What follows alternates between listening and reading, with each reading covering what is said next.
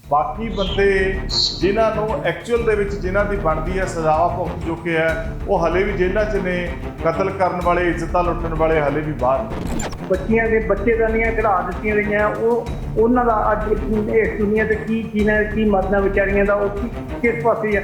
ਉਹ ਜਿਹੜੇ ਨਪੁਸਤ ਬਣਾਤੇ ਮੁੰਡੇ ਉਹਨਾਂ ਦਾ ਇਹਦਾ ਚੱਲਣ ਤਾਂ ਬਹੁਤ ਹੀ ਪਹਿਲਾਂ ਤੋਂ ਘਟਿਆ। ਤਾਂ ਸਾਰੀ ਦੁਨੀਆ ਜਾਣਦੀ ਹੈ ਕਿ ਹਾਲਾਤ ਆਏ ਆ ਵੀ ਬਾਅਦ ਦੀਆਂ ਲੋਕਾਂ ਦੇ ਅੱਗੇ ਦਾ ਜੀ ਹਜ਼ੂਰੀ ਕਰਨਾ ਤੇ ਹਾਂ ਬੇਟਾ ਹਾਂ ਬਹਾਨਾ ਹਾਂ ਤੇ ਪਰਦੇ ਦੇ ਪਿੱਛੇ ਕੁਝ 15 ਸਾਲ ਦੀਆਂ ਲੜਕੀਆਂ ਵੀ ਨਹੀਂ ਵਿਚਾਰੀਆਂ ਨੂੰ ਉਹਨਾਂ ਨੂੰ ਬਖਸ਼ਿਆ ਨੇ। ਔਰ ਉਸ ਦੇ ਬੰਦੇ ਨੂੰ ਤੀਜੇ ਦਿਨ ਜਦੋਂ ਆਉਂਦੇ ਆ ਛੁੱਟੀ, ਜਦੋਂ ਆਉਂਦਾ ਛੁੱਟੀ ਤੇ ਫਿਰ ਕੀ ਉੱਥੇ ਆਪਣੇ ਚਿਹਰਿਆਂ 'ਚ ਉਹ ਕਰਦਾ ਲੱਛਣ ਕੀ ਉਹ ਬੋਲਦਾ ਉੱਥੇ। ਇਸ ਕਰਕੇ ਕੋਈ ਕਾਨੂੰਨ ਦਾ ਮੈਨੂੰ ਸਮਝ ਨਹੀਂ ਆਉਂਦੀ ਵੀ ਇਹਦਾ ਮਤਲਬ ਵੀ ਕਿਸੇ ਕੋਲ ਕੋਈ 4 ਵੋਟਾਂ ਦਾ ਉਹਦੇ ਵਾਸਤੇ ਕਾਨੂੰਨ ਹੋ ਰਿਹਾ ਤੇ ਜਿਹਦੇ ਕੋਈ ਹੈ ਨਹੀਂ ਤਾਂ ਉਹਦੇ ਵਾਸਤੇ ਕਾਨੂੰਨ ਹੋ ਰਿਹਾ। ਇਹੀ ਮਤਲਬ ਹੋ ਸਕਦਾ। ਫਿਰ ਅਸੀਂ ਤਾਂ ਇਹੀ ਜਾਣ ਸਕਦੇ। ਇਨਵੈਸਟੀਗੇਸ਼ਨ ਜਾਂ ਟ੍ਰਾਇਲ ਚੱਲ ਰਹੇ ਸੀ, ਜਿੰਨੀ ਖੁੱਲੀ ਛੂਟ ਸਟੇਟ ਦੀ ਮਸ਼ੀਨਰੀ ਨੇ ਔਰ ਸੱਤਾਧਾਰੀ ਪਾਰਟੀਆਂ ਦੀ ਸ਼ਹਿ ਹੇਠ ਇਸ ਗੁੰਡੇ ਨੂੰ ਗੁੰਡਾਗਰਦੀ ਕਰਨ ਦੀ ਦਿੱਤੀ ਗਈ।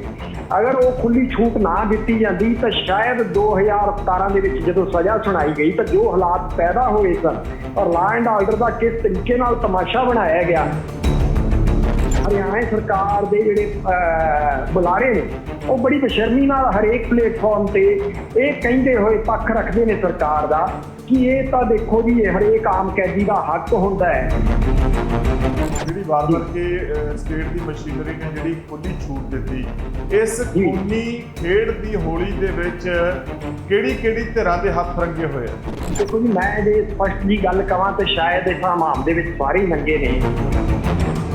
ਉਹ ਕਾਰਨ ਕੀ ਜਾਪਦਾ? ਵੋਟ ਬੈਂਕ ਦੀ ਰਾਜਨੀਤੀ ਕਰਦੇ। ਬਿਲਕੁਲ ਵੋਟ ਬੈਂਕ ਦਾ ਲਾਲਚ ਜਿਹੜਾ ਹੈ ਡੇਰਿਆਂ ਦੇ ਵਿੱਚ ਇਕੱਠੀ ਹੋ ਰਹੀ ਜਿਹੜੀ ਭੀੜ ਹੈ ਉਹਦੇ ਕਰਕੇ ਜਿਹੜੇ ਵੋਟਾਂ ਦੇ ਲਾਲਚੀ ਲੀਡਰ ਨੇ ਲੋਕ ਉਹ ਸੀ ਜਿਨ੍ਹਾਂ ਨੇ ਆਪਣੇ ਧਰਮ ਦੀ ਖਾਤਰ ਲੜਾਈ ਲੜੀ ਤੇ ਮਜ਼ੀਦ ਸਜ਼ਾਵਾਂ ਭੁਗਤਦੇ ਹੋਏ ਜੇਲ੍ਹਾਂ ਦੇ ਵਿੱਚ ਨਜ਼ਰਬੰਦ ਨੇ। ਉਹਨਾਂ ਦੀ ਸਜ਼ਾ ਪੂਰੀ ਹੋਈ ਨੂੰ ਵੀ ਕਈ ਸਾਲ ਹੋ ਗਏ। ਦੂਸਰੇ ਪਾਸੇ ਜਿਹਨੇ ਧਰਮ ਦੇ ਨਾਂ ਤੇ ਇੱਜ਼ਤਾਂ ਲੁੱਟੀਆਂ, ਜਿਹਨੇ ਜ਼ਿੰਦਗੀਆਂ ਲੁੱਟੀਆਂ, ਉਹ ਬੰਦੇ ਦਾ ਬਾਰ-ਬਾਰ ਬਾਹਰ ਆਉਣਾ ਇਸ ਲੋਕਤੰਤਰ ਦੇ ਵਿੱਚ ਲੋਕਾਂ ਦੇ ਵਿਸ਼ਵਾਸ ਨੂੰ ਘਟਾਏਗਾ ਜਾਂ ਨਹੀਂ? ਇਹ ਸਿਸਟਮ ਸਾਨੂੰ ਨਿਆਂ ਦਵਾਏਗਾ ਜਾਂ ਨਹੀਂ ਦਵਾਏਗਾ, ਇਨਸਾਫ ਮਿਲ ਪਾਏਗਾ ਜਾਂ ਨਹੀਂ ਮਿਲ ਪਾਏਗਾ। ਉਹ ਸਿਸਟਮ ਅੱਜ ਵੀ ਉਹਨਾਂ ਦੇ ਪ੍ਰਤੀ ਆਪਦਾ ਫਰਜ਼ ਨਹੀਂ ਨਿਭਾ ਰਿਹਾ। ਉਸ ਸਿਸਟਮ ਨੇ ਜਿਨ੍ਹਾਂ ਨੇ ਉਹਨਾਂ ਕੁੜੀਆਂ ਦੇ ਨਾਲ ਖੜਨਾ ਸੀ ਜਾਂ ਉਹਨਾਂ ਮੁਲਜ਼ਮਾਂ ਦੇ ਉਹਨਾਂ ਲੋਕਾਂ ਦੇ ਜਿਹੜੇ ਪੀੜਤ ਲੋਕ ਨੇ ਉਹਨਾਂ ਦੇ ਨਾਲ ਖੜਨਾ ਸੀ, ਉਹ ਸਿਸਟਮ ਅੱਜ ਵੀ ਕਿਤੇ ਨਾ ਕਿਤੇ ਉਹਦਾ ਝੁਕਾਅ ਇੱਕ ਕ੍ਰਿਮੀਨਲ ਦੇ ਪ੍ਰਤੀ ਹੈ। ਸਤਿ ਸ਼੍ਰੀ ਅਕਾਲ, ਤੁਸੀਂ ਵੇਖ ਰਹੇ ਹੋ ਰੋਜ਼ਾਨਾ ਸਪੋਕਸਮੈਨ ਦੀ ਸਪੋਕਸਮੈਨ ਡਿਬੇਟ 'ਚ ਨਵਜੋਤ ਸਿੰਘ ਢਾਲੀਵਾਲ ਵੱਲੋਂ ਸਵਾਗਤ ਹੈ। ਅੱਜ ਗੱਲ ਉਸ ਕਾਤਲ ਤੇ ਬਲਾਤਕਾਰੀ ਸੌਦਾ ਸਾਧ ਦੀ ਕਰਾਂਗੇ ਜਿਸ ਦੇ ਉੱਤੇ ਕਾਫੀ ਨਜ਼ਰੇ ਇਨਾਇਤ ਹੈ, ਸਰਕਾਰਾਂ ਦੀ ਕਹਿ ਲਓ ਜਾਂ ਕਿਸੇ ਹੋਰ ਦੀ, ਕਿਉਂਕਿ ਲਗਾਤਾਰ ਪੈਰੋਲ ਮਿਲ ਰਹੀ ਹੈ, ਰਿਹਾਈ ਮਿਲ ਰਹੀ ਹੈ। 7ਵੀਂ ਵਾਰ ਇਸ ਵਾਰੀ ਜਿਹੜਾ ਹੈ ਰਾਮ ਰਹੀਮ ਨੂੰ ਜਨਮਦਿਨ ਮਨਾਉਣ ਲਈ ਫਿਰ ਤੋਂ ਰਿਹਾਈ ਮਿਲੀ ਹੈ ਔਰ ਇਹ ਰਿਹਾਈ ਕੋਈ ਪਹਿਲੀ ਵਾਰੀ ਨਹੀਂ, 6 ਵਾਰੀ ਪਹਿਲਾਂ ਮਿਲੀ ਹੈ ਔਰ ਇਕੱਲੀ ਰਿਹਾਈ ਨਹੀਂ, 90 ਦਿਨ ਦੀ ਸਜ਼ਾ ਵੀ ਮੁਆਫ ਹੋਈ ਹੈ। 26 ਜਨਵਰੀ ਨੂੰ ਇਹ ਸਜ਼ਾ ਮੁਆਫ ਹੋਈ ਸੀ ਔਰ ਜਦੋਂ ਇੰਨੇ ਹੀਨੀਅਸ ਕ੍ਰਾਈਮ ਦੇ ਵਿੱਚ ਬੰਦਾ ਨਜ਼ਰਬੰਦ ਹੋਵੇ ਤੇ ਦੂਜੇ ਪਾਸੇ ਜਦੋਂ ਲੋਕ ਆਪਣੀਆਂ ਸਜ਼ਾਵਾਂ ਪੂਰੀਆਂ ਕਰ ਚੁੱਕੇ ਹੋਣ, ਉਹਨਾਂ ਨੂੰ ਮਜ਼ੀਦ ਸਜ਼ਾਵਾਂ ਭੁਗਤਣ ਤੋਂ ਬਾਅਦ ਵੀ ਰਿਹਾਈ ਨਾ ਮਿਲ ਰਹੀ ਹੋਵੇ ਤਾਂ ਫਿਰ ਲੋਕਤੰਤਰ ਦੇ ਵਿੱਚ, ਕਾਨੂੰਨ ਪ੍ਰਣਾਲੀ ਦੇ ਵਿੱਚ ਵਿਸ਼ਵਾਸ ਰੱਖਣ ਵਾਲਿਆਂ ਦਾ ਸਵਾਲ ਖੜਾ ਹੁੰਦਾ ਹੈ ਕਿ ਆਖਰ ਸਾਰਿਆਂ ਵਾਸਤੇ ਕਾਨੂੰਨ ਇੱਕਸਾਰ ਕਿਉਂ ਨਹੀਂ ਹਨ। ਸਭ ਤੋਂ ਪਹਿਲਾਂ ਇਹ ਦੱਸਦੇ ਹਾਂ ਕਿ ਕਦੋਂ ਕਿਹੜੀ ਤਰੀਕ ਨੂੰ ਕਿੰਨੀ ਵਾਰੀ ਰਿਹਾਈ ਮਿਲੀ ਹੈ। 2.5 ਸਾਲ ਹੋ ਗਏ ਹੈ। ਕਈ ਮਾਮਲੇ ਹੈ ਜਿਨ੍ਹਾਂ ਦੇ ਵਿੱਚ ਜਿਹੜਾ ਇਹ ਸੌਦਾ ਸਾਧ ਹੈ ਜਿਹਨੂੰ ਰਿਹਾਈ ਮਿਲੀ ਹੈ ਔਰ ਕਤਲ ਜਿਹੜੇ ਤੇ ਬਲਾਤਕਾਰ ਵਰਗੇ ਮਾਮਲੇ ਨੇ। ਪਹਿਲੀ ਜਿਹੜੀ ਰਿਹਾਈ ਹੈ ਉਹ 24 ਅਕਤੂਬਰ 2020 ਨੂੰ ਮਿਲੀ ਸੀ। ਬਿਮਾਰ ਮਾਂ ਨੂੰ ਮਿਲਣ ਲਈ 1 ਦਿਨ ਦੀ ਜਿਹੜੀ ਪੈਰੋਲ ਮਿਲੀ ਸੀ। ਅਰਜ਼ੀ ਉਸ ਤੋਂ ਪਹਿਲਾਂ ਵੀ ਕਈ ਵਾਰੀ ਲਾਈ ਗਈ ਪਰ 24 ਅਕਤੂਬਰ ਵਾਲੀ ਮਨਜ਼ੂਰ ਹੋਈ ਸੀ। ਫਿਰ ਉਸ ਤੋਂ ਅਗਲੀ ਰਿਹਾਈ 21 ਮਈ 2021 ਨੂੰ ਹੁੰਦੀ ਹੈ, ਉਦੋਂ ਵੀ 1 ਦਿਨ ਦੀ ਪੈਰੋਲ ਮਿਲਦੀ ਹੈ। 7 ਫਰਵਰੀ 2022 ਨੂੰ 21 ਦਿਨਾਂ ਦੀ ਪੈਰੋਲ ਜਿਹੜੀ ਹੈ ਉਹ ਮਿਲਦੀ ਹੈ। ਫਿਰ ਜੂਨ 2022 ਚ 1 ਮਹੀਨੇ ਲਈ ਜੇਲ੍ਹ ਤੋਂ ਬਾਹਰ ਆਉਂਦਾ ਹੈ ਇਹ ਕਾਤਲ ਤੇ ਸਾਧ। 40 ਦਿਨ ਦੀ ਪੈਰੋਲ ਜਿਹੜੀ ਹੈ ਅਕਤੂਬਰ ਮਹੀਨੇ ਚ ਸਾਲ 2022 ਚ ਮਿਲਦੀ ਹੈ। ਔਰ ਇਸ ਤੋਂ ਬਾਅਦ 21 ਜਨਵਰੀ 2023 ਨੂੰ ਜਦੋਂ ਸ਼ਾਮਲ ਹੋਣਾ ਸੀ ਸ਼ਾਹ ਸਤਨਾਮ ਹੋਰਾਂ ਦੀ ਗੱਦੀ ਨਸ਼ੀਨ ਪ੍ਰੋਗਰਾਮ ਸੀ, ਉਦੋਂ 40 ਦਿਨਾਂ ਦੀ ਪੈਰੋਲ ਮਿਲਦੀ ਹੈ। ਸੋ ਇਸ ਤੋਂ ਬਾਅਦ ਕਈ ਸੰਸਥਾਵਾਂ ਦੇ, ਕਈ ਆਰਗੇਨਾਈਜੇਸ਼ਨ ਦੇ, ਬੰਦੀ ਸਿੰਘਾਂ ਦੀ ਲੜਾਈ ਲੜ ਰਹੇ ਜਿਹੜੇ ਸੰਘਰਸ਼ੀ ਲੋਕ ਨੇ ਉਹਨਾਂ ਦੇ ਸਵਾਲ ਖੜੇ ਹੁੰਦੇ ਆ। ਔਰ ਮੁਖਤਲਿਫ ਸਿਆਸਤਦਾਨ ਤਾਂ ਇਸ ਦੇ ਉੱਤੇ ਬੋਲਣ ਤੋਂ ਹੀ ਗੁਰੇਜ਼ ਕਰਦੇ ਕਿਉਂਕਿ ਵੱਡਾ ਵੋਟ ਬੈਂਕ ਹੈ। ਹਰਿਆਣੇ ਤੇ ਪੰਜਾਬ ਦੇ ਵਿੱਚ ਕਾਫੀ ਆਧਾਰ ਹੈ, ਉਸ ਤੋਂ ਇਲਾਵਾ ਉੱਤਰ ਪ੍ਰਦੇਸ਼ ਦੇ ਵਿੱਚ ਵੀ ਡੇਰੇ ਨੇ। ਸੋ ਲੱਗਦਾ ਹੈ ਕਿ ਜੇ ਪੱਖ ਦੇ ਵਿੱਚ ਬੋਲੇ ਤਾਂ ਵੀ ਫਸਾਂਗੇ, ਜੇ ਵਿਰੋਧ ਦੇ ਵਿੱਚ ਬੋਲੇ ਤੇ ਵੋਟਾਂ ਤੋਂ ਵੀ ਜਾਵਾਂਗੇ। ਸ਼ਾਇਦ ਇਸ ਕਰਕੇ ਸਾਰੇ ਅੱਜ ਜਵਾਬ ਦੇ ਕੇ ਹੱਥ ਖੜੇ ਕਰਕੇ ਕੋਈ ਨਾ ਕੋਈ ਬਹਾਨਾ ਕਿਸੇ ਨਾ ਕਿਸੇ ਤਰੀਕੇ ਦਾ ਲਾ ਕੇ ਤੇ ਉਹ ਤਾਂ ਸੁਰਖਰੂ ਹੋ ਗਏ ਹੈ। ਜਿਹੜੇ ਆਏ ਹੋਏ ਮਹਿਮਾਨ ਆ ਉਹਨਾਂ ਨਾਲ ਰਸਮੀ ਤਾਰਫ ਕਰਵਾਉਂਦਾ ਹੋਇਆ ਉਹਨਾਂ ਦਾ ਇਸ ਚਰਚਾ 'ਚ ਇਸਤਕਬਾਲ ਕਰਾਂਗੇ ਤੇ ਚਰਚਾ ਨੂੰ ਸ਼ੁਰੂ ਕਰਾਂਗੇ। ਤੁਹਾਨੂੰ ਦੱਸਦਾ ਕਿ ਸਭ ਤੋਂ ਪਹਿਲਾਂ ਰਾਮਚੰਦਰ ਛਤਰਪਤੀ ਹੋਰਾਂ ਦੇ ਜਿਹੜੇ ਸਪੁੱਤਰ ਅੰਸ਼ੁਲ ਛਤਰਪਤੀ ਇਸ ਚਰਚਾ ਦੇ ਵਿੱਚ ਜੁੜੇ ਨੇ, ਉਹਨਾਂ ਦਾ ਜੀਓ ਆਇਆ ਨੂੰ ਆ। ਵਕੀਲ ਨੇ ਰਵਿੰਦਰ ਬਾਸੀ ਸਾਹਿਬ, ਉਹ ਸਾਡੇ ਨਾਲ ਜੁੜੇ ਨੇ, ਉਹ ਸਾਨੂੰ ਇਸ ਕਾਨੂੰਨੀ ਪੱਖ ਤੋਂ ਦੱਸਣਗੇ। ਤੁਹਾਡਾ ਜੀਓ ਆਇਆ ਨੂੰ। ਸਿੱਖ ਬੁੱਧੀਜੀਵੀ ਗੁਰਪ੍ਰੀਤ ਸਿੰਘ ਸਾਡੇ ਨਾਲ ਇਸ ਚਰਚਾ 'ਚ ਸ਼ਾਮਲ ਰਹਿਣਗੇ, ਉਹਨਾਂ ਦਾ ਵੀ ਇਸ ਚਰਚਾ 'ਚ ਸਵਾਗਤ ਹੈ। ਸਭ ਤੋਂ ਪਹਿਲਾਂ ਤਾਂ ਅੰਸ਼ੁਲ ਜੀ, ਮੈਂ ਤੁਹਾਡੇ ਤੋਂ ਜ਼ਰੂਰ ਜਾਣਨਾ ਤੇ ਪੁੱਛਣਾ ਚਾਹੂੰਗਾ ਕਿ ਜਦੋਂ ਇਹ ਖਬਰ ਮਿਲੀ ਕਿ 7ਵੀਂ ਦਫਾ ਜਿਹੜੀ ਹੈ ਉਹ ਰਿਹਾਈ ਦਿੱਤੀ ਜਾ ਰਹੀ ਹੈ, ਆਪਣੇ ਆਪ ਨੂੰ ਤੇ ਪਰਿਵਾਰ ਨੂੰ ਕੀ ਤੁਸੀਂ ਮਹਿਫੂਜ਼ ਮਹਿਸੂਸ ਕਰਦੇ ਹੋ? ਕੋਈ ਖਤਰਾ ਜਾਂ ਕੋਈ ਇੰਨੀ ਲੰਬੀ ਲੜਾਈ ਲੜਨ ਤੋਂ ਬਾਅਦ, ਪਿਤਾ ਨੂੰ ਗਵਾਉਣ ਤੋਂ ਬਾਅਦ, ਔਰ ਜਦੋਂ ਬਲਾਤਕਾਰ ਵਰਗੇ, ਯੌਨ ਸ਼ੋਸ਼ਣ ਵਰਗੀਆਂ ਘਟਨਾਵਾਂ ਦੇ ਇਲਜ਼ਾਮ ਦੇ ਵਿੱਚ ਕੋਈ ਬੰਦਾ ਸਜ਼ਾ ਯਾਫਤਾ ਹੋਵੇ ਔਰ ਸਜ਼ਾਵਾਂ ਵੱਖੋ ਵੱਖਰੇ ਤੌਰ ਤੇ ਭੁਗਤਣੀਆਂ ਹੋਣ, ਔਰ ਜਦੋਂ ਸਜ਼ਾਵਾਂ ਘਟ ਰਹੀਆਂ ਹੋਣ ਤਾਂ ਲੱਗ ਕੀ ਰਿਹਾ, ਮਨ 'ਚ ਖਿਆਲ ਕੀ ਨੇ? ਪਹਿਲੀ ਗੱਲ ਤਾਂ ਇਹ ਜੀ ਕਿ ਖਤਰੇ ਵਾਲਾ ਜਿਹੜਾ ਤੁਸੀਂ ਸਵਾਲ ਪੁੱਛਿਆ ਵੀ ਫੈਮਿਲੀ ਨੂੰ ਕੀ ਮਹਿਸੂਸ ਹੁੰਦਾ ਹੈ, ਤਾਂ ਅਸੀਂ 2002 ਦੇ ਵਿੱਚ ਸਾਡੇ ਪਿਤਾ ਦਾ ਕਤਲ ਹੋਇਆ ਸੀ ਜੀ, ਔਰ ਉਸ ਤੋਂ ਲੈ ਕੇ ਅਸੀਂ 2017 ਦੇ ਵਿੱਚ ਗੁਰਮੀਤ ਰਾਮ ਰਹੀਮ ਨੂੰ ਪਹਿਲੀ ਸਜ਼ਾ ਸੁਣਾਈ ਗਈ 25 ਅਗਸਤ 2017 ਨੂੰ ਜੀ। ਤਾਂ ਲਗਭਗ ਜਿਹੜੇ 15-16 ਵਰੇ ਅਸੀਂ ਇਸੇ ਮਾਹੌਲ ਦੇ ਵਿੱਚ ਅਸੀਂ ਲੜੇ ਹਾਂ। ਔਰ ਜਦੋਂ ਕਿ ਤੁਸੀਂ ਦੇਖ ਸਕਦੇ ਹੋ ਕਿ ਪਿਛਲੇ 20-21 ਸਾਲ ਬੀਤ ਚੁੱਕੇ ਨੇ ਇਹ ਸਾਰੇ ਹਾਲਾਤਾਂ ਨੂੰ, ਜਿਨ੍ਹਾਂ ਹਾਲਾਤਾਂ ਦੇ ਵਿੱਚ ਇਹ ਮੁਕੱਦਮੇ ਚੱਲ ਰਹੇ ਸੀ, ਟਰਾਇਲ ਚੱਲ ਰਹੇ ਸੀ, ਇਨਵੈਸਟੀਗੇਸ਼ਨ ਚੱਲ ਰਹੀ ਸੀ, ਤਾਂ ਹਾਲਾਤ ਲਗਭਗ ਜਿਹੜੇ ਹੈ ਪਿਛਲੇ ਲੰਮੇ ਸਮੇਂ ਤੋਂ ਇਹੀ ਰਹੇ ਨੇ। ਸਿਆਸਤ ਦੇ ਦਾਨਾਂ ਦੇ ਵੀ, ਸਿਆਸੀ ਪਾਰਟੀਆਂ ਦੇ ਵੀ, ਔਰ ਸਾਡੀਆਂ ਸਰਕਾਰਾਂ ਦੇ ਵੀ, ਔਰ ਸਾਡੀ ਜਿਹੜੀ ਐਡਮਿਨਿਸਟ੍ਰੇਟਿਵ ਮਸ਼ੀਨਰੀ ਹੈ ਉਹਨਾਂ ਦੇ ਵੀ, ਕਿਉਂਕਿ ਇੱਕ ਵੱਡਾ ਵੋਟ ਬੈਂਕ ਸੀ, ਇੱਕ ਵੱਡਾ ਪ੍ਰੈਸ਼ਰ ਸੀ, ਔਰ ਸਾਰੇ ਸਿਸਟਮ ਨੂੰ ਪ੍ਰੈਸ਼ਰਾਈਜ਼ ਕਰਕੇ ਕਿਸ ਤਰੀਕੇ ਨਾਲ ਵਰਤਿਆ ਜਾ ਰਿਹਾ ਸੀ, ਤਾਂ ਕੋਈ ਵੀ ਸਿਆਸੀ ਪਾਰਟੀ ਜਾਂ ਜਿਹੜੇ ਸੱਤਾ ਦੇ ਵਿੱਚ ਬੈਠੇ ਲੋਕ ਨੇ ਉਹ ਕਦੇ ਵੀ ਉਹਨਾਂ ਨੇ ਇਸ ਚੀਜ਼ ਦੀ ਮੁਖਾਲਫਤ ਨਹੀਂ ਕੀਤੀ, ਇਸ ਚੀਜ਼ ਦਾ ਵਿਰੋਧ ਨਹੀਂ ਕੀਤਾ। ਔਰ ਇਸੇ ਕਾਰਨ ਕਰਕੇ ਗੁਰਮੀਤ ਰਾਮ ਰਹੀਮ ਨੇ ਇਹਨਾਂ ਮਾਮਲਿਆਂ ਦੇ ਦੌਰਾਨ ਜਿਹੜੀ ਵੀ ਇਨਵੈਸਟੀਗੇਸ਼ਨ ਚੱਲੀ, ਅਸੀਂ ਸਭ ਤੋਂ ਪਹਿਲਾ ਪੜਾਅ ਜਿਹੜਾ ਸੀਗਾ ਪੁਲਿਸ ਦੀ FIR ਅਸੀਂ ਬੜੀ ਔਖੀ ਦਰਜ ਕਰਵਾਈ ਇੱਥੇ ਸਰਸੇ ਦੇ ਥਾਣੇ ਦੇ ਵਿੱਚ, ਜਦੋਂ ਸਾਡੇ ਫਾਦਰ ਦੇ ਉੱਪਰ ਅਟੈਕ ਹੋਇਆ। ਉਸ ਤੋਂ ਬਾਅਦ ਕਿਉਂਕਿ ਉਸ FIR ਦੇ ਵਿੱਚ ਕੋਈ ਵੀ ਪੁਲਿਸ ਮੁਲਾਜ਼ਮ ਜਿਹੜਾ ਉਹ ਡੇਰੇ ਦਾ ਨਾਂ ਲਿਖਣ ਨੂੰ ਵੀ ਤਿਆਰ ਨਹੀਂ ਸੀ, ਤੇ ਉਸ ਤੋਂ ਬਾਅਦ ਸਾਡੇ ਜਦੋਂ ਬਿਆਨ ਦਰਜ ਕੀਤੇ ਤਾਂ ਪੁਲਿਸ ਵਾਲਿਆਂ ਨੇ ਉਹਦੇ ਵਿੱਚ ਡੇਰਾ ਹੈਡ ਜਾਂ ਡੇਰੇ ਦੇ ਨਾਮ ਲਿਖਣ ਤੋਂ ਵੀ ਇਨਕਾਰ ਕਰ ਦਿੱਤਾ। ਅਸੀਂ ਇਸ ਚੀਜ਼ ਨੂੰ ਲੈ ਕੇ ਫਿਰ ਮਾਨਯੋਗ ਹਾਈ ਕੋਰਟ ਦੇ ਸਾਹਮਣੇ ਗਏ ਕਿ ਇਹ ਕਿਸ ਤਰ੍ਹਾਂ ਦੀ ਇਨਵੈਸਟੀਗੇਸ਼ਨ ਹੈ, ਅਸੀਂ ਜੋ ਗੱਲ ਕਹਿ ਰਹੇ ਹਾਂ ਉਹਨੂੰ ਲਿਖਣ ਤੋਂ ਵੀ ਗੁਰੇਜ਼ ਕੀਤਾ ਜਾ ਰਿਹਾ ਹੈ। ਇਹਦੇ ਪੁਲਿਸ ਦੇ ਉੱਪਰ, ਇਨਵੈਸਟੀਗੇਸ਼ਨ ਏਜੰਸੀ ਦੇ ਉੱਪਰ ਬਹੁਤ ਵੱਡਾ ਪ੍ਰੈਸ਼ਰ ਹੈ, ਇਸ ਕਰਕੇ ਇਹਨਾਂ ਮਾਮਲਿਆਂ ਦੀ CBI ਤੋਂ ਇਨਵੈਸਟੀਗੇਸ਼ਨ ਕਰਵਾਈ ਜਾਵੇ। ਮਾਨਯੋਗ ਹਾਈ ਕੋਰਟ ਨੇ ਸਾਡੀ ਮੰਗ ਨੂੰ ਮੰਨਿਆ। CBI ਨੇ ਇਨਵੈਸਟੀਗੇਸ਼ਨ ਆਪਣੇ ਹੱਥ 'ਚ ਲਈ। ਮੁੜ ਕੇ CBI ਦੇ ਉੱਪਰ ਵੀ ਇਹੀ ਪ੍ਰੈਸ਼ਰ ਸੀ ਕਿ ਗੁਰਮੀਤ ਰਾਮ ਰਹੀਮ ਨੂੰ ਕੱਢ ਦਿੱਤਾ ਜਾਵੇ, ਬਾਕੀ ਜਿਹੜੇ ਮੁਲਜ਼ਮ ਨੇ ਉਹਨਾਂ ਨੂੰ ਟੰਗ ਕੇ ਪਾਸੇ ਕਰੋ। ਇਹੀ ਸਭ ਕੁਝ ਅਸੀਂ ਝੱਲਿਆ ਪਿਛਲੇ 15-20 ਸਾਲਾਂ ਦੇ ਦੌਰਾਨ। ਡਿਊਰਿੰਗ ਇਨਵੈਸਟੀਗੇਸ਼ਨ, ਡਿਊਰਿੰਗ ਟਰਾਇਲ, ਸਾਰੀ ਮਸ਼ੀਨਰੀ ਦੇ ਉੱਪਰ ਕਿਸ ਤਰੀਕੇ ਨਾਲ ਪ੍ਰੈਸ਼ਰ ਬਣਾਇਆ ਗਿਆ, ਕਿੰਨੀ ਇੰਟਰਵੈਂਸ਼ਨ ਸੀ ਇਹਨਾਂ ਮੁਕੱਦਮਿਆਂ ਦੇ ਵਿੱਚ, ਤਾਂ ਇਹ ਸਾਰੇ ਦਬਾਅ ਨੂੰ, ਇਹ ਸਾਰੇ ਖਤਰਿਆਂ ਨੂੰ ਅਸੀਂ ਲਗਾਤਾਰ ਝੱਲਦੇ ਹੋਏ ਇੱਥੋਂ ਤੱਕ ਪਹੁੰਚੇ ਆ।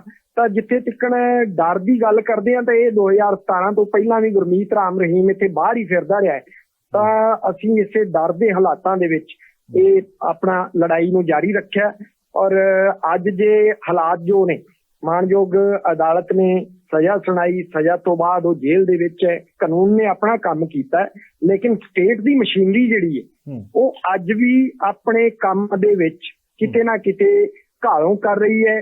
ਕਿਉਂਕਿ ਜਦੋਂ ਪਹਿਲਾਂ ਇਨਵੈਸਟੀਗੇਸ਼ਨ ਜਾਂ ਟ੍ਰਾਇਲ ਚੱਲ ਰਹੇ ਸੀ, ਜਿੰਨੀ ਖੁੱਲੀ ਛੂਟ ਸਟੇਟ ਦੀ ਮਸ਼ੀਨਰੀ ਨੇ ਔਰ ਸੱਤਾਧਾਰੀ ਪਾਰਟੀਆਂ ਦੀ ਸ਼ਹਿ ਹੇਠ ਇਸ ਗੁੰਡੇ ਨੂੰ ਗੁੰਡਾਗਰਦੀ ਕਰਨ ਦੀ ਦਿੱਤੀ ਗਈ, ਅਗਰ ਉਹ ਖੁੱਲੀ ਛੂਟ ਨਾ ਦਿੱਤੀ ਜਾਂਦੀ ਤਾਂ ਸ਼ਾਇਦ 2017 ਦੇ ਵਿੱਚ ਜਦੋਂ ਸਜ਼ਾ ਸੁਣਾਈ ਗਈ ਤਾਂ ਜੋ ਹਾਲਾਤ ਪੈਦਾ ਹੋਏ ਸਨ ਔਰ ਲਾ ਐਂਡ ਆਰਡਰ ਦਾ ਕਿਸ ਤਰੀਕੇ ਨਾਲ ਤਮਾਸ਼ਾ ਬਣਾਇਆ ਗਿਆ, ਉਹ ਅਸੀਂ ਸਾਰਿਆਂ ਨੇ ਵੇਖਿਆ ਕਿ ਪੰਚਕੂਲੇ ਦੇ ਵਿੱਚ, ਸਰਸੇ ਦੇ ਵਿੱਚ। ਅੰਸ਼ੁਲ ਦੀ ਇੱਕ ਗੱਲ ਜ਼ਰੂਰ ਪੁੱਛਣੀ ਚਾਹੂੰਗਾ, ਜਿਹੜੀ ਲਾ ਐਂਡ ਆਰਡਰ ਨੂੰ ਬਚਾਉਣ ਵਾਸਤੇ 40 ਬੰਦੇ 38 ਬੰਦੇ ਮਾਰਨੇ ਪਏ ਪੁਲਿਸ ਦੀ ਗੋਲੀ ਨਾਲ, ਔਰ ਅੱਜ ਫੇਰ ਤੋਂ ਸਰਕਾਰ ਦੁਬਾਰਾ ਉਸ ਗੁੰਡੇ ਨੂੰ, ਬਦਮਾਸ਼ ਨੂੰ ਜੇਲ੍ਹ ਤੋਂ ਬਾਹਰ ਲਿਆ ਕੇ ਹਾਲਾਤਾਂ ਨਾਲ ਔਰ ਲਾ ਐਂਡ ਆਰਡਰ ਨਾਲ ਦੁਬਾਰਾ ਖੇਡਣ ਦੀ ਕੋਸ਼ਿਸ਼ ਕਰ ਰਹੀ ਹੈ। ਜਿੱਥੇ ਤੱਕ ਵਿਕਟਿਮ ਫੈਮਿਲੀਜ਼ ਦੀ ਗੱਲ ਹੈ ਤਾਂ ਮੈਂ ਇਹ ਕਹਾਂਗਾ, ਤੁਸੀਂ ਡਰ ਦੀ ਗੱਲ ਕੀਤੀ, ਅਸੀਂ ਲੜ ਰਹੇ ਹਾਂ ਲੰਮੇ ਸਮੇਂ ਤੋਂ। ਜੀ ਮੇਰੀ ਆਵਾਜ਼ ਆ ਰਹੀ ਹੈ? ਜਿਹੜੀਆਂ ਮੇਰੀ ਆਵਾਜ਼ ਆ ਰਹੀ ਹੈ ਜੀ। ਅੰਸ਼ੁਲ ਜੀ, ਜਿਹੜੀ ਤੁਸੀਂ ਗੱਲ ਕੀਤੀ ਹੈ ਨਾ, ਜਿਹੜੀ ਵਾਰ-ਵਾਰ ਕੇ ਸਟੇਟ ਦੀ ਮਸ਼ੀਨਰੀ ਨੇ ਜਿਹੜੀ ਖੁੱਲੀ ਛੂਟ ਦਿੱਤੀ, ਇਸ ਖੂਨੀ ਖੇਡ ਦੀ ਹੋਲੀ ਦੇ ਵਿੱਚ ਕਿਹੜੀ-ਕਿਹੜੀ ਧਿਰਾਂ ਦੇ ਹੱਥ ਰੰਗੇ ਹੋਏ ਆ? ਦੇਖੋ ਜੀ, ਮੈਂ ਜੇ ਸਪਸ਼ਟ ਜੀ ਗੱਲ ਕਵਾਂ ਤਾਂ ਸ਼ਾਇਦ ਇਸ ਹਮਾਮ ਦੇ ਵਿੱਚ ਸਾਰੇ ਹੀ ਨੰਗੇ ਨੇ, ਬਚਿਆ ਕੋਈ ਵੀ ਨਹੀਂ। ਚਾਹੇ ਤੁਹਾਡੀ ਪੰਜਾਬ ਦੀ ਸਿਆਸਤ, ਸਿਆਸੀ ਪਾਰਟੀਆਂ ਦੀ ਗੱਲ ਕਰੀਏ, ਹਰਿਆਣੇ ਦੀਆਂ ਗੱਲ ਕਰੀਏ ਜਾਂ ਨੈਸ਼ਨਲ ਰੀਜਨਲ ਪਾਰਟੀਜ਼ ਜਾਂ ਨੈਸ਼ਨਲ ਪਾਰਟੀਜ਼। ਜਿਸ ਸਮੇਂ ਸਾਡੇ ਫਾਦਰ ਦਾ ਕਤਲ ਹੋਇਆ ਸੀ ਤਾਂ ਹਰਿਆਣੇ ਦੇ ਵਿੱਚ ਇਨੈਲੋ ਦੀ, ਚੌਟਾਲਾ ਸਾਹਿਬ ਦੀ ਸਰਕਾਰ ਸੀ, ਔਰ ਉਸ ਤੋਂ ਬਾਅਦ ਹਰਿਆਣੇ ਦੇ ਵਿੱਚ ਕਾਂਗਰਸ ਗਵਰਨਮੈਂਟ ਆਈ ਜਾਂ ਸੈਂਟਰ ਦੇ ਵਿੱਚ ਵੀ ਕਾਂਗਰਸ ਗਵਰਨਮੈਂਟ ਰਹੀ ਹੈ, ਪੰਜਾਬ ਦੇ ਵਿੱਚ ਬਾਦਲ ਸਾਹਿਬ ਦੀ ਸਰਕਾਰ ਵੀ ਰਹੀ ਹੈ, ਔਰ ਮਤਲਬ ਇਦੋਂ ਬਾਅਦ ਹੁਣ ਬੀਜੇਪੀ ਸੱਤਾ ਦੇ ਵਿੱਚ ਕਰੀਬ ਵਤੀਰਾ ਸਾਰਿਆਂ ਦਾ ਇਹੀ ਰਿਹਾ ਹੈ। ਇਹਦੇ ਪਿੱਛੇ ਕਾਰਨ ਕੀ ਜਾਪਦਾ? ਵੋਟ ਬੈਂਕ ਦੀ ਰਾਜਨੀਤੀ ਕਰਕੇ?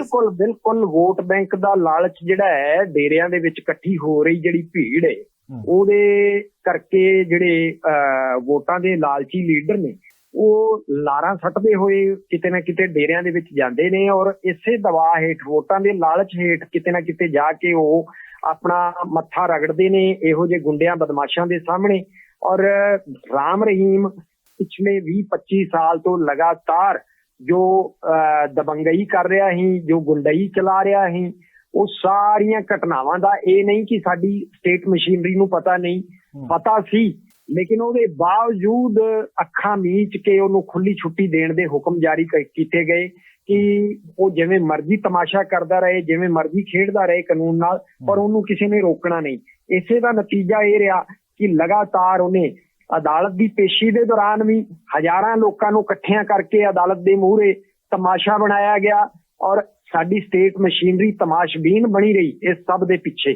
ਤਾਂ ਜਿਸ ਤਰੀਕੇ, ਜਿਨ੍ਹਾਂ ਹਾਲਾਤਾਂ ਦੇ ਵਿੱਚ ਅਦਾਲਤ ਦੀ ਪੇਸ਼ੀ ਦੌਰਾਨ ਵੀ ਜੇ ਮਤਲਬ ਗਵਾਹ ਨੇ ਜਾਂ ਵਿਕਟਿਮ ਫੈਮਿਲੀਜ਼ ਨੇ ਜਿਨ੍ਹਾਂ ਨੇ ਪੇਸ਼ੀ ਦੇ ਦੌਰਾਨ ਆਪਣੀਆਂ ਗਵਾਹੀਆਂ ਦਰਜ ਕਰਾਉਣੀਆਂ ਨੇ, ਉਹ ਜਦੋਂ ਅਦਾਲਤ ਦੇ ਵਿੱਚ ਜਾਣਗੇ ਔਰ ਬਾਹਰ ਵੇਖਣਗੇ ਹਜ਼ਾਰਾਂ ਲੋਕਾਂ ਦਾ ਹਜੂਮ ਜਿਹੜਾ ਇੱਕ ਮੁਲਜ਼ਮ ਦੇ ਪੱਖ ਦੇ ਵਿੱਚ ਆ ਕੇ ਖੜਾ ਹੋਇਆ, ਉਹ ਕਿਵੇਂ ਫ੍ਰੀ ਮਾਈਂਡ ਉਹ ਆਪਣੀਆਂ ਗਵਾਹੀਆਂ ਦਰਜ ਕਰਵਾ ਕੇ ਆਏ ਨੇ, ਕਿੰਨਾ ਹਾਲਾਤਾਂ ਦੇ ਵਿੱਚ ਕਰਾ ਕੇ ਆਏ ਨੇ, ਇਹ ਬਹੁਤ ਵੱਡੀ ਗੱਲ ਹੈ। ਮੈਂ ਉਹਨਾਂ ਗਵਾਹਾਂ ਨੂੰ, ਉਹਨਾਂ ਵਿਕਟਿਮਸ ਨੂੰ ਸਾਰਿਆਂ ਨੂੰ ਸੈਲੂਟ ਕਰਦਾ, ਉਹਨਾਂ ਕੁੜੀਆਂ ਨੂੰ ਖਾਸ ਕਰ ਕਰਦਾ ਜਿਨ੍ਹਾਂ ਨੇ ਇੰਨੀ ਦਲੇਰੀ ਵਿਖਾਈ ਔਰ ਇਹਦੇ ਖਿਲਾਫ ਬੋਲ ਕੇ। ਲੇਕਿਨ ਗੱਲ ਇਹ ਹੈ ਕਿ ਸਾਡੀ ਸਟੇਟ ਨੇ ਆਪਣਾ ਫਰਜ਼ ਨਹੀਂ ਨਿਭਾਇਆ। ਉਹ ਕੁੜੀਆਂ ਅੱਜ ਵੀ ਗੁਮਨਾਮੀ ਦੀ ਜ਼ਿੰਦਗੀ ਜੀ ਰਹੀਆਂ ਨੇ, ਔਰ ਜਿਸ ਤਰੀਕੇ ਨਾਲ ਸਟੇਟ ਜਿਹੜੀ ਹੈ ਆਪਣੇ ਉਹਦੇ ਤੋਂ ਭੱਜ ਰਹੀ ਹੈ ਫਰਜ਼ ਤੋਂ, ਔਰ ਇਹਨੂੰ ਖੁੱਲੀ ਛੁੱਟੀ ਦੇ ਰਹੀ ਹੈ, ਉਹਨਾਂ ਕੁੜੀਆਂ ਨੂੰ ਜਦੋਂ ਹੁਣ ਸਜ਼ਾ ਤੋਂ ਬਾਅਦ ਉਹਨਾਂ ਨੂੰ ਕਿਤੇ ਨਾ ਕਿਤੇ ਇੱਕ ਫ੍ਰੀ ਲਾਈਫ ਜੀਣ ਦਾ ਮੌਕਾ ਮਿਲਣਾ ਸੀ, ਉਹ ਅੱਜ ਵੀ ਇਸੇ ਸ਼ੱਕ ਦੇ ਵਿੱਚ ਨੇ। ਉਹਨਾਂ ਦੇ ਮਨਾਂ 'ਚ ਇਹੀ ਅੰਦੇਸ਼ਾ ਹੈ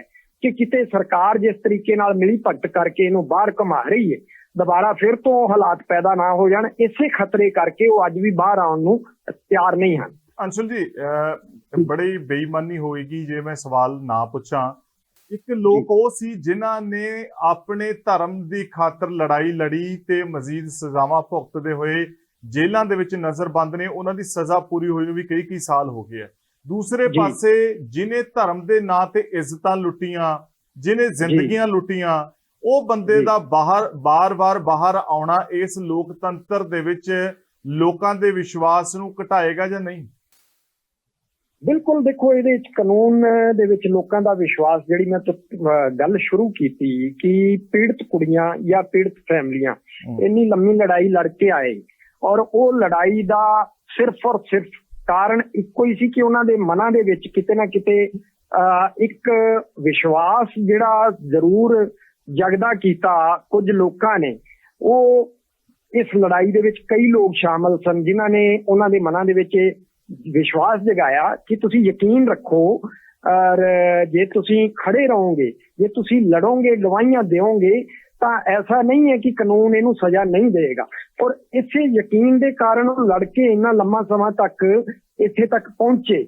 ਲੇਕਿਨ ਕਿਤੇ ਨਾ ਕਿਤੇ ਉਹ ਸਿਸਟਮ ਦੇ ਪ੍ਰਤੀ ਜਿਹੜਾ ਦਿਮਾਗ ਦੇ ਵਿੱਚ ਉਹਨਾਂ ਦੇ ਇੱਕ ਵਹਿਮ ਸੀ ਕਿ ਇਹ ਸਿਸਟਮ ਸਾਨੂੰ ਨਿਆਂ ਦਿਵਾਏਗਾ ਜਾਂ ਨਹੀਂ ਦਿਵਾਏਗਾ, ਇਨਸਾਫ ਮਿਲ ਪਾਏਗਾ ਜਾਂ ਨਹੀਂ ਮਿਲ ਪਾਏਗਾ। ਉਹ ਸਿਸਟਮ ਅੱਜ ਵੀ ਉਹਨਾਂ ਦੇ ਪ੍ਰਤੀ ਆਪਦਾ ਫਰਜ਼ ਨਹੀਂ ਨਿਭਾ ਰਿਹਾ।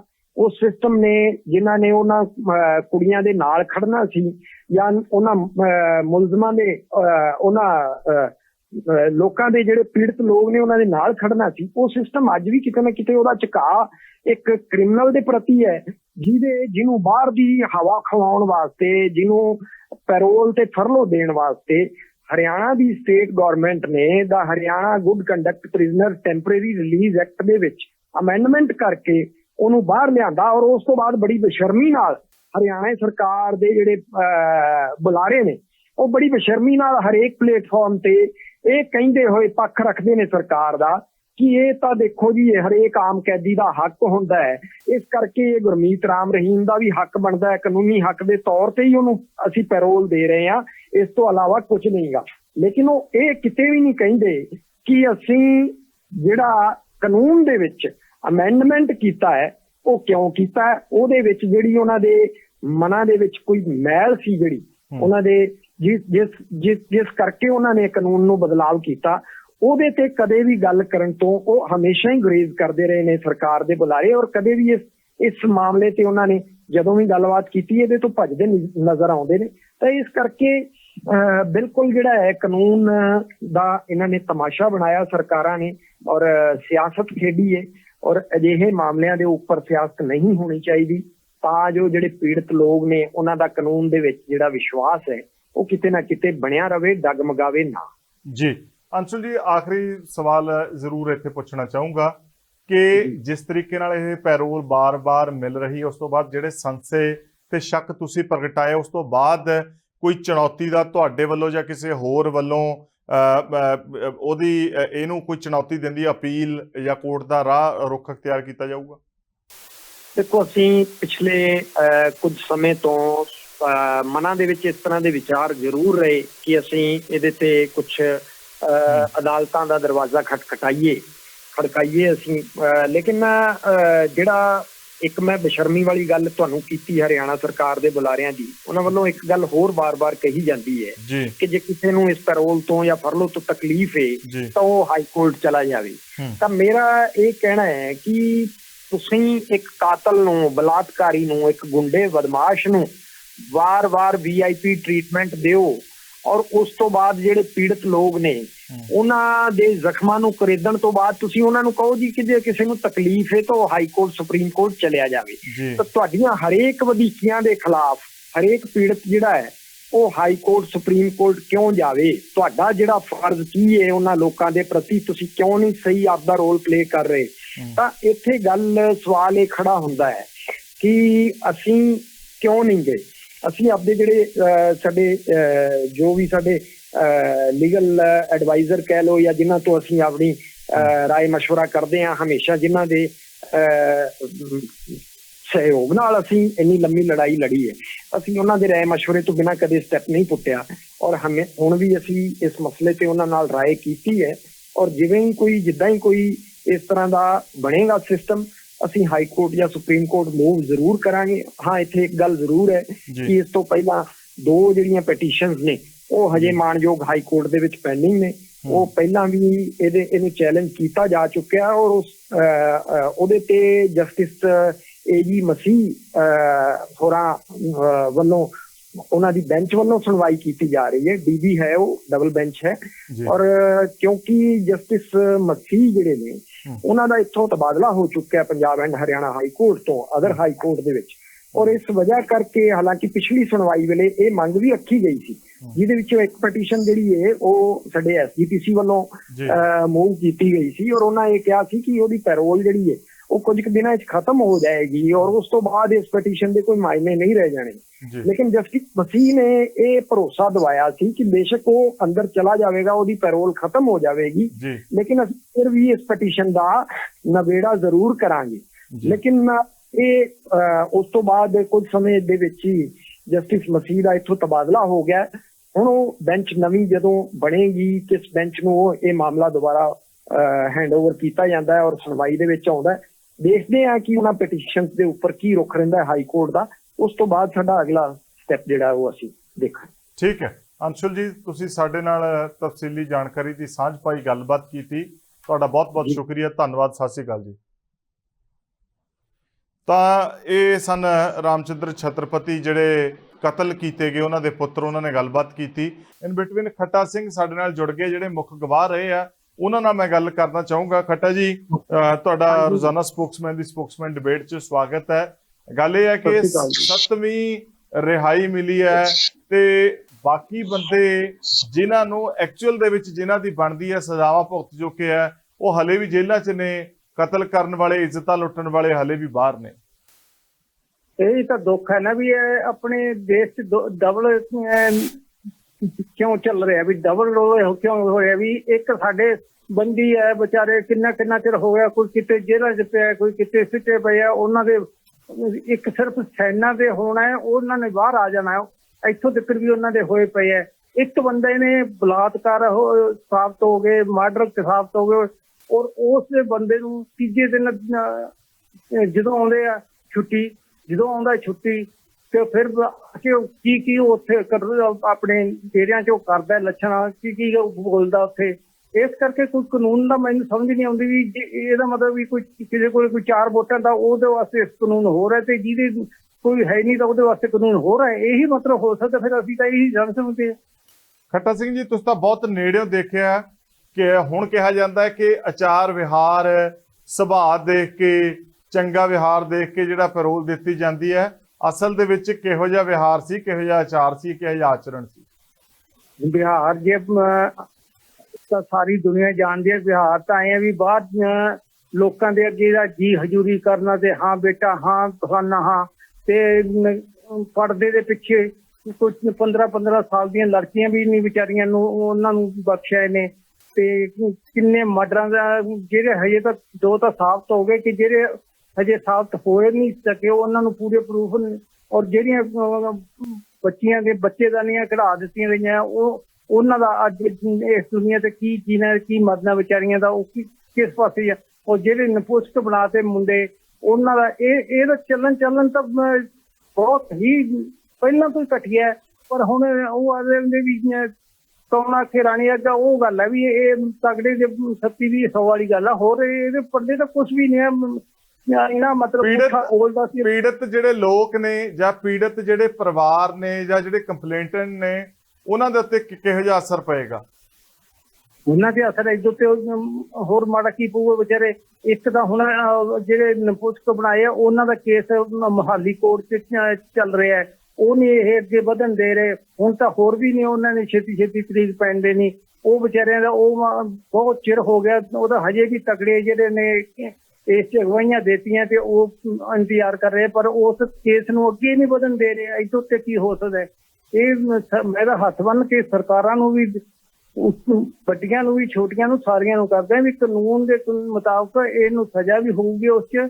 ਔਰ ਉਹ ਵਿਚਾਰੇ ਜਿਹੜੇ ਨਾ ਵਿਚਾਰੇ ਉਹ ਬੱਚੇ ਦਾ ਪੈਦਾ ਕਰ ਨਾ ਕਿਸੇ ਘਰ ਦੇ ਰਹੇ, ਉਹਨਾਂ ਦੇ ਫੈਸਲੇ ਆ ਜਾਣ ਦਿਓ। ਇਸ ਕਰਕੇ ਮੈਂ ਤਾਂ ਆਪਣੇ ਚੈਨਲ ਦੇ ਮਾਧਿਅਮ ਰਾਹੀਂ ਸਾਰਿਆਂ ਨੂੰ ਬੇਨਤੀ ਕਰਦਾ, ਸਰਕਾਰਾਂ ਨੂੰ, ਕਿ ਮਾੜਿਆਂ ਦੀ ਵੀ, ਵਿਚਾਰਿਆਂ ਦੀ, ਕਿਸੇ ਦੀ ਜਿਹਦੇ ਕੋਈ ਨਹੀਂ ਸੁਣਦਾ ਉਸ ਦੀ ਵੀ ਅੱਜ ਸੁਣਵਾਈ ਹੋ ਜਾਂਦੀ। ਹੱਥ ਬੰਨ੍ਹ ਕੇ ਬੇਨਤੀ ਹੈ ਮੇਰੀ ਇਹ ਸਰਕਾਰਾਂ ਨੂੰ। ਠੀਕ ਹੈ ਜੀ। ਖੱਟਾ ਸਿੰਘ ਜੀ, ਤੁਸੀਂ ਸਾਡੇ ਨਾਲ ਜੁੜੇ, ਤੁਹਾਡਾ ਬਹੁਤ ਬਹੁਤ ਧੰਨਵਾਦ। ਇਹ ਸਨ ਖੱਟਾ ਸਿੰਘ। ਇਸ ਤੋਂ ਪਹਿਲਾਂ ਅੰਸ਼ੁਲ ਛਤਰਪਤੀ ਜਿਹੜੇ ਰਾਮਚੰਦਰ ਛਤਰਪਤੀ ਦੇ ਸੁਪੁੱਤਰ ਉਹ ਗੱਲਬਾਤ ਕਰਦੇ ਹੋਏ ਦੱਸ ਰਹੇ ਸੀਗੇ ਕਿ ਕਿਵੇਂ ਜਿਹੜਾ ਕਾਨੂੰਨ ਦੀਆਂ ਧੱਜੀਆਂ ਉਡਾ ਕੇ ਇਹਨਾਂ ਨੂੰ ਬਾਹਰ ਕੀਤਾ ਜਾ ਰਿਹਾ ਹੈ ਔਰ ਮਾਹੌਲ ਬਣਾਇਆ ਜਾ ਰਿਹਾ ਹੈ ਤੇ ਪਰਿਵਾਰ ਉਹਨਾਂ ਦੇ ਮਹਿਫੂਜ਼ ਮਹਿਸੂਸ ਨਹੀਂ ਕਰਦੇ। ਦੀ ਸਪੋਕਸਮੈਨ ਡਿਬੇਟ 'ਚ ਅੱਜ ਦੇ ਲਈ ਇੰਨਾ ਹੀ। ਭਲਕੇ ਕਿਸੇ ਹੋਰ ਵਿਸ਼ੇ ਨਾਲ ਰੂਬਰੂ ਹੋਵਾਂਗੇ। ਉਦੋਂ ਤੱਕ ਲਈ ਦਿਓ ਇਜਾਜ਼ਤ। ਸਤਿ ਸ੍ਰੀ ਅਕਾਲ।